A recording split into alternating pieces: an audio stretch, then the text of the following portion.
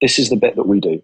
We are media planner and buyers. We'll find your audience, we'll connect with them, we'll do it effectively and efficiently, and we'll deliver your product and deliver you success. We do not do creative. We do not do PR. We do not do brand design. We do not do packaging. But we will work with people and make recommendations for you of those who are best in class at doing those things and bring them to the table if you want them. But we don't do them, because I think if we say that we do, then we get away from our core. We start watering down what it is that we're doing, and I think it belittles the service that we deliver. My name's Mike Lander, and you're listening to Higgle, the B2B Sales Club podcast, where we bring you actionable insights about sales RFPs, negotiations, and difficult procurement discussions from sales leaders, brand leaders, and procurement leaders. Please subscribe to get updates when new episodes are released.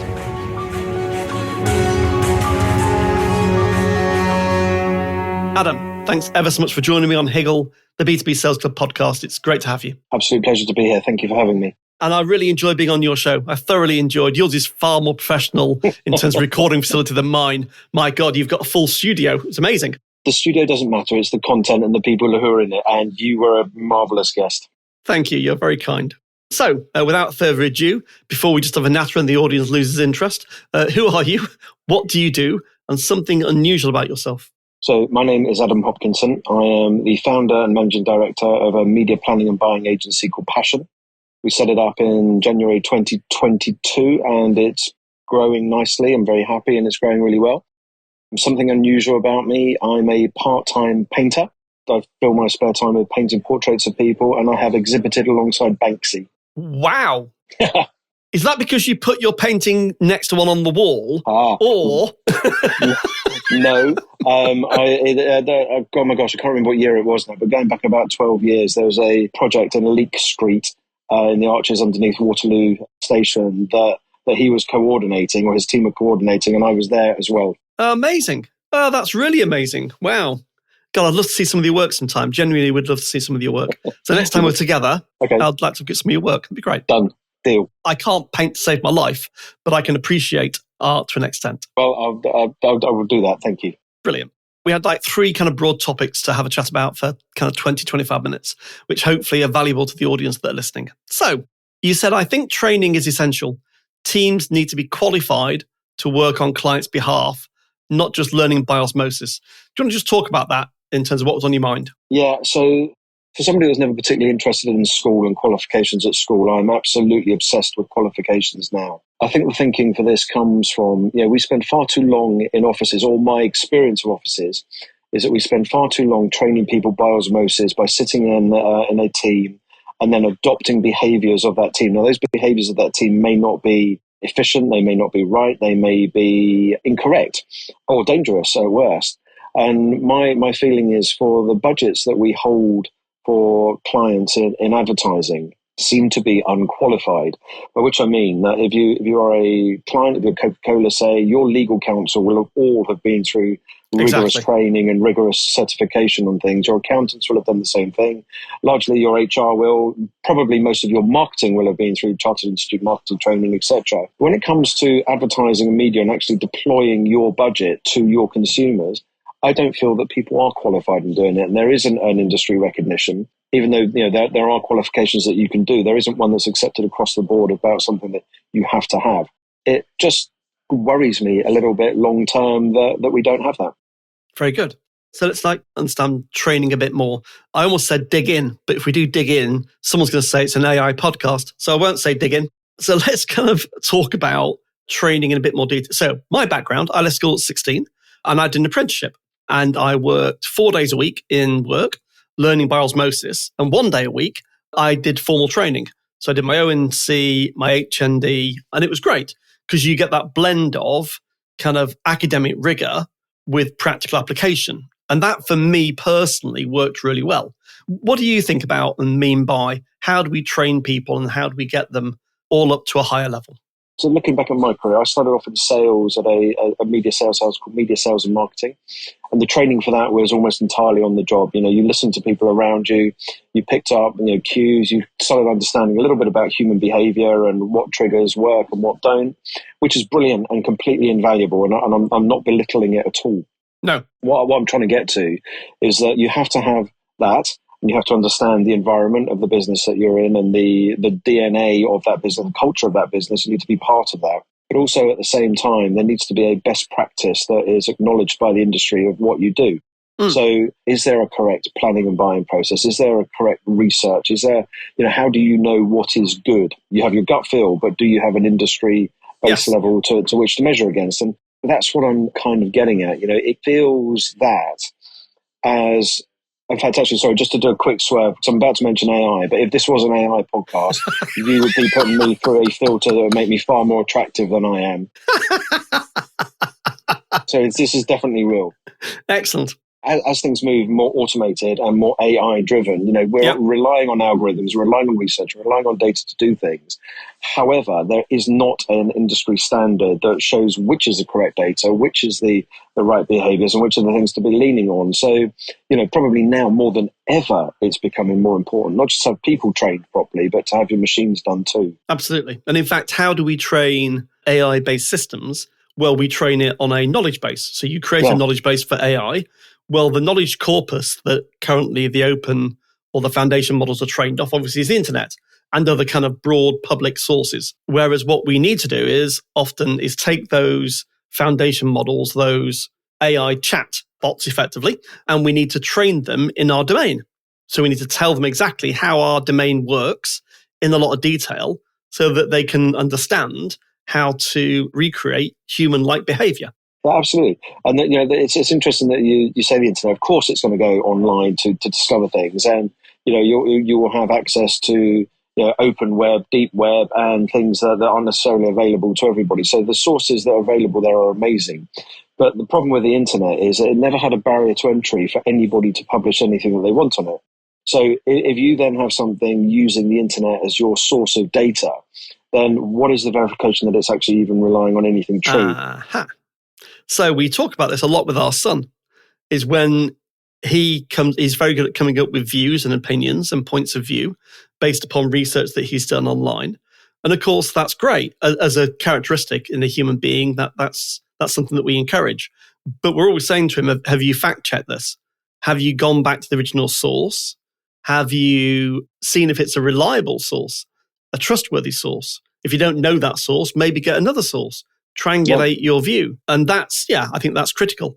And as we bring new people into agencies that aren't used to the agency world, how do you train them what good looks like and show them good practices?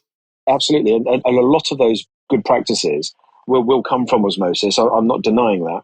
But my daughter's about to turn 17 and I'm about to start teaching her how to drive. And I know that I don't do it right. I don't do the 10 to 2 holding on the steering wheel. Yep. I don't do those things, So the best practice that she will learn by osmosis will be wrong. And that's just where my concern is. Exactly. And therefore, you'd have a qualified driving instructor who can give her the baseline requirements and training to drive a vehicle. Exactly. So counter that then, at PASHN, we make sure that we go through vigorous training so that we are fully respectful and understanding of the client requirements, the client need, handling the money, making sure that we are up to date in industry recognized training procedures and indeed third party industries. The best practice that we can get from everything that touches the world that we're in, we make sure that our team is as well trained as they possibly can be so that they are genuinely experts when they're talking to clients. Very good. I'm with you. People should be curious, take training seriously. I would say that. You talked about starting in sales. Sales is one of those professions, and it is a profession that has very little, often formal training. Most people get into it through osmosis and by kind of chance. And some survive and lots don't. And I think that's why it's got such a bad reputation. Absolutely.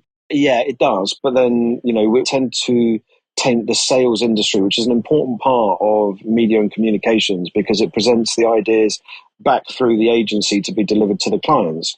They're obviously going to know their audiences better than anybody else does. So we need to rely on salespeople to come and bring us things.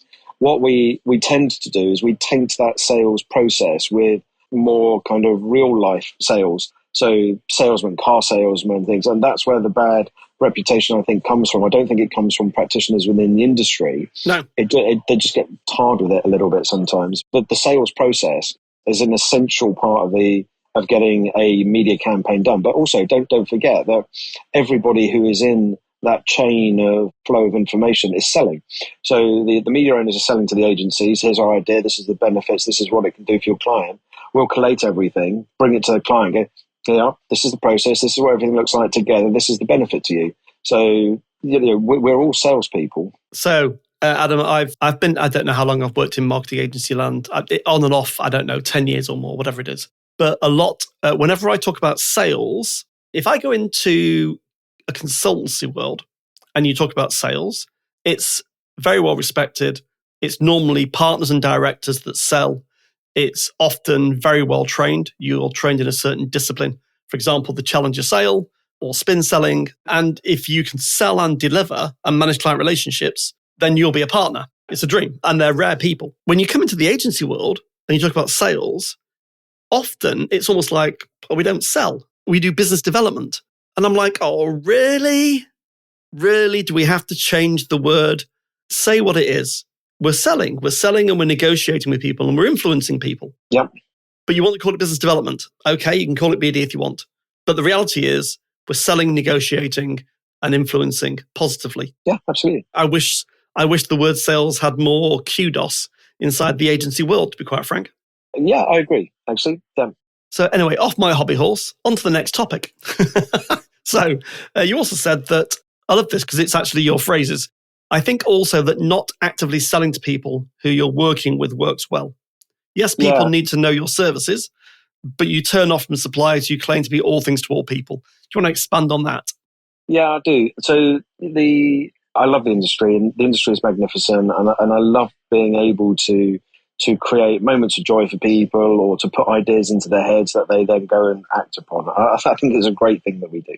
What I find, though, is when we are working with partners and when we're working with people developing ideas, I think, by all means, tell me what you're doing, but I don't want the people that I'm working with to be all things to all people. I think you lose your credibility. Agreed. When you've been asked to do something in particular, you've got wind that we're doing something else. Oh, we can do that as well, and we can bolt that on. And actually, I can see that there may be economies of scale sometimes for doing that, and that of course works. But for me personally, I turn off when people start grabbing more of the piece of cake that we've got for them.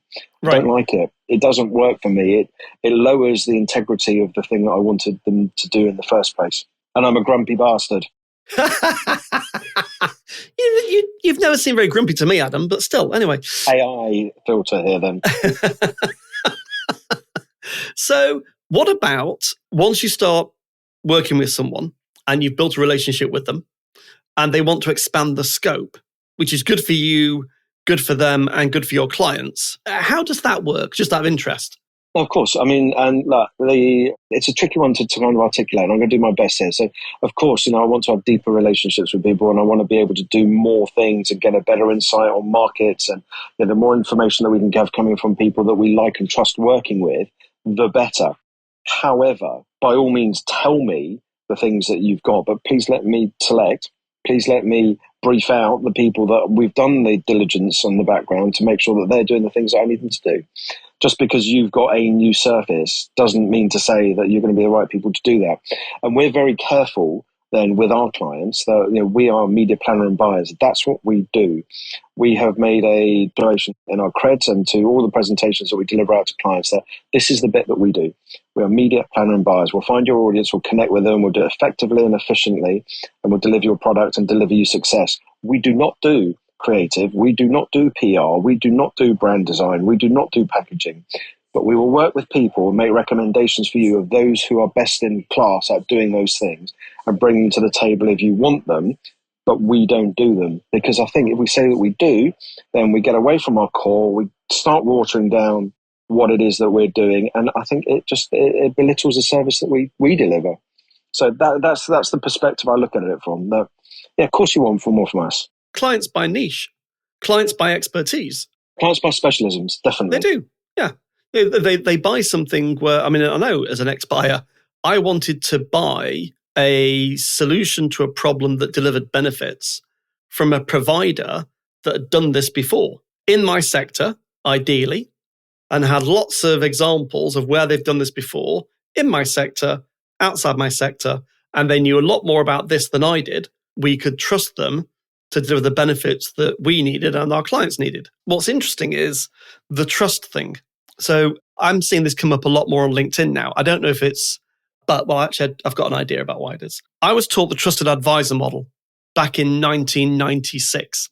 And it seems to be coming back round again in terms of popularity. The 30-year cycle, 30-year cycle, things come back into vogue. But the trusted advisor, in a world whereby there is now more information than we've ever had, we're not sure about whether it's true or false, the information that we find. We've now got AI tools that allow us to collaborate with us to solve problems without a human contact. And the risk is higher. For a buyer, if you get the buying decision wrong and it goes wrong, then you're likely to get fired in this kind of world. And therefore, we rely much more on trust. So I think trusted advisors back because of the way the world's moved. When I'm buying a service and your company fits that requirement, if I know you and trust you and can believe in you and know you'll do the right thing by me, then I'm likely to work with you.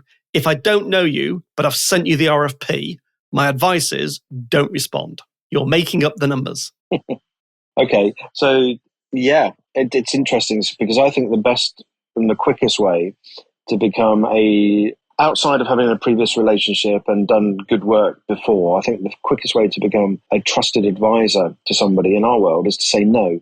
The answer that you give, you send an RFP for something, so we're not going to respond for this because this is outside of our core, and our core is X, Y, and Z. If you want to talk to us about X, Y, and Z, we'd love to work with you, but I can't do A, B, and C because it's not what I do. Exactly right. And then you've immediately established I don't know. You're credible at that point. You're honest. You're credible. You've got to be honest. You've got to do the right thing. You have to do the right thing. Exactly. In fact, I was talking to a client this morning about exactly this, is that basically, know what your capabilities are, build great relationships with your client. But if they send you an RFP that's outside your scope, just because you know them doesn't mean you should bid for it. In fact, the opposite. You should professionally say, that's not for us. Yeah. So, final question. Okay. Which is something that I think is really important, not just in work, but I think in life now. We might explore that a little bit as we talk about it. You said that I think increasingly it comes down to human connection, that you want to work with people that you can connect with. Those who are just transactional, you're not that interested in. Your relationships are king. Just talk about where that belief comes from. So I believe it's the case. I think people buy people as well. You can present numbers and present spreadsheets, but if it's going to be anything more than a single transaction, you're certainly going to want to make sure that you've got a working relationship that you're both going to enjoy. So people buy people, and I think there are events that have been happening in the last few years. COVID, obviously, and then the kind of the exodus from people from offices and remote working has led to a world where that human interaction has been lost. It then becomes very difficult. So again, at the risk of completely going against what I said at the very beginning, the issue that you have is that new people coming into the industry who are going to be working from home more than we ever were at the beginning are not going to learn from osmosis. And they're going to rely much heavier on training to get the skills that they do. And of course, you do learn things from people around you. So that kind of human interaction is very important. But actually, we are interested in building long-term relationships with our clients. There's always been a conversation of work-life balance, and I was always brought up to treat clients as being a work life rather than a personal life. And the reality of that for me is that it blurs. Some of my best friends in the whole wide world ever are people that I've met with, also I've met through the industry, and that I've worked with, and that I've worked for, and who have worked with and for me. So that isn't true anymore. When you've got a genuine human connection with somebody, better things happen. Better things happen. Exactly. And people do the right thing, as discussed before. Yeah, it's much easier. I mean, I'm not saying that I behaved like this, and I really hope that I haven't, but it's much easier to do wrong by somebody if you don't know them, and if they are somebody that you've never met and somebody who you have no relationship with. And it kind of worries me for long terms for businesses. The cohorts of people coming into new businesses saying that they want to work remotely from home. Do whatever works for you, but really all you're doing is you are reducing yourself to a set of KPIs.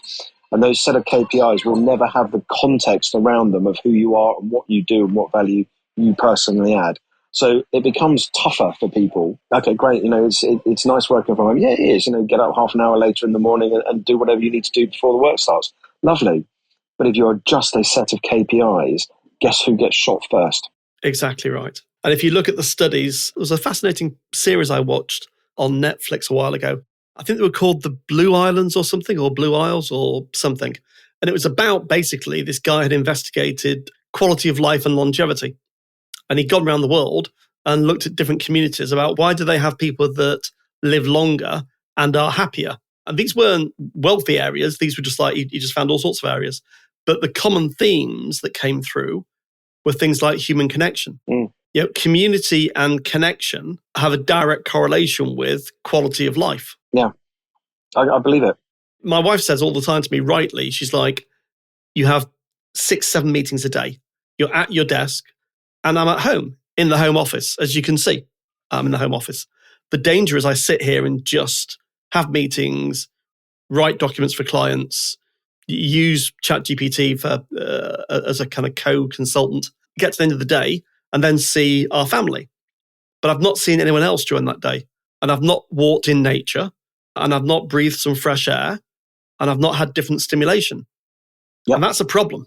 Yep, absolutely. For me, this is perfect balance. I live in the home counties. Our office is headquartered in Bath, and the team are in Bath. I'll go down to Bath once a fortnight for 2 days. So that's out of the 10 days in a working fortnight, I'm down there for 2 days.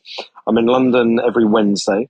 And then Wednesdays get some face-to-face meetings done in the morning. And then what we tend to do is about 4:00 on a Wednesday afternoon, we'll be in a pub in central Soho, bring in contacts and people that we're working with for a pint and a conversation, and get your human socialness done within the industry. Then the rest of the time, I'm working from home. We've also introduced in our business a 9-day fortnight.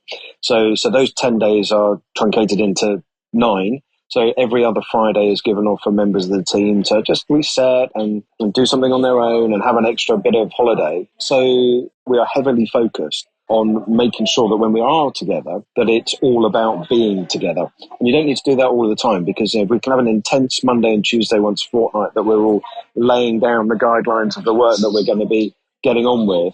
Then we can go away and do the work ourselves, and everybody's needs are met. And it works for me, and for now it's working for the team. So yeah, it's important. The human contact is important, but it's got to be used correctly.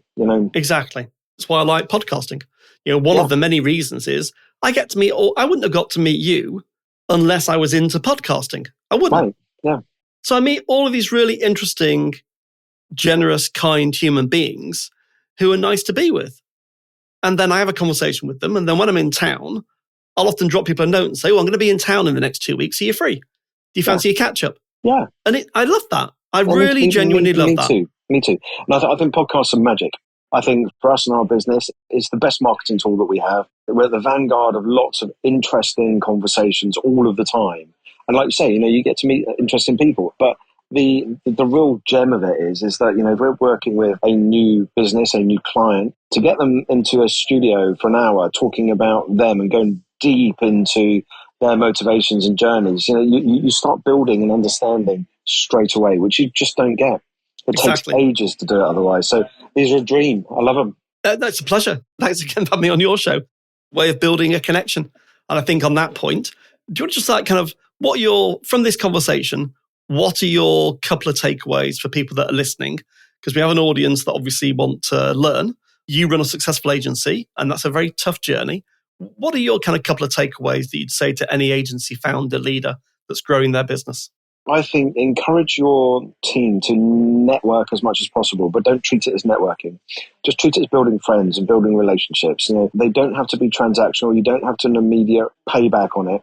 But this is a social industry that we're in, and you need to take advantage of all of the wonderful things that are available to you. Like I say, some of my best friends in the world are from this industry, and you meet them along the line. You do work with them, but sometimes you'll meet them.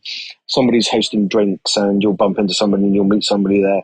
we've got the Black Sabbath gig coming up in July the 5th, right? Oh, yeah. So Black Sabbath's last show coming out, Aston Villa Park, Wow. July the 5th, right?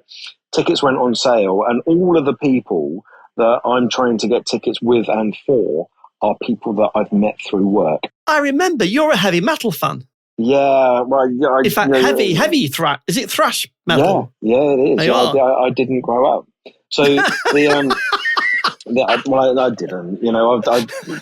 I'm surprised I've not cracked any properly inappropriate jokes yet. But the sort of the very roundabout thing that I'm trying to say is that those relationships that you build in media, particularly in your early stages, are lifelong.